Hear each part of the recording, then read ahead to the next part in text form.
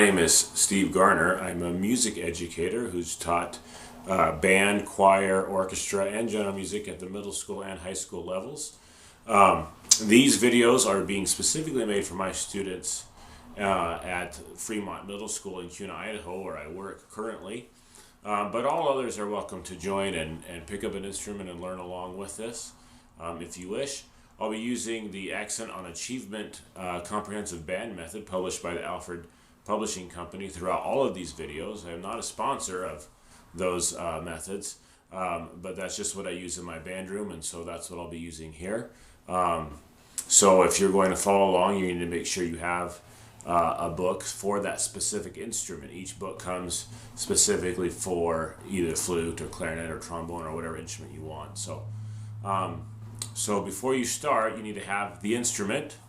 For my students, it should be an instrument we've discussed either via email or in class about this is the instrument you're going to use, and we've agreed that that's going to be good for you. The instrument should be a quality instrument, not a toy. There are lots of different types of instruments and lots of makers out there, and sometimes they're really great ones and sometimes there's not. So really do some research and make sure you have a quality instrument you can use. It should have a case to be able to transport it from home into school or wherever you're moving to so that it can protect the instrument. It should have a cleaning rod or a cleaning rod for like flutes, and for clarinets and saxophones there's a swab, and so it should have all the proper things in order to clean it and take care of it. Your local music store can help you with that, and make sure you have the things that you need for your instrument. And so that's all for the instrument. If your instrument is a clarinet or a saxophone or a bass clarinet or one of those, you need to read for that instrument for the specific type of instrument that you have, and we'll cover that in a little more detail on those instruments specifically.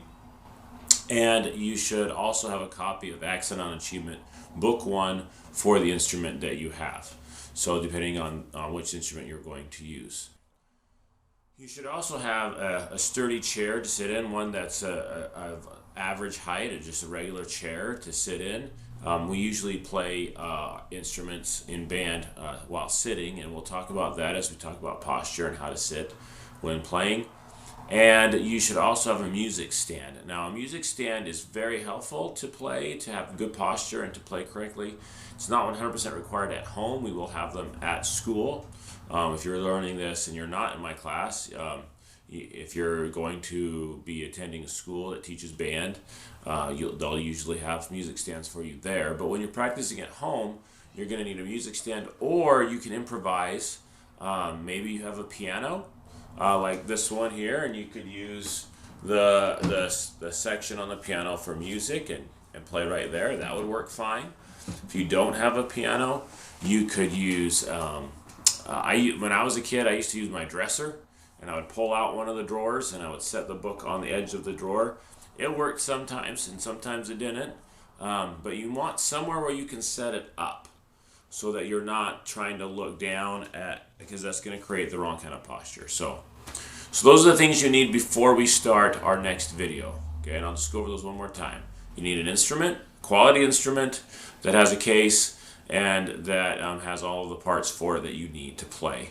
And then again, we'll go over each of those in each video. You need a copy of Accent on Achievement Book 1 for your instrument, and you need a chair and a stand. And if you have those things, you can go on to the next video and get started right away. If not, then make sure you acquire those things before you go on. I hope these videos help and are able to progress you along your instrument, and we'll see you on the next video.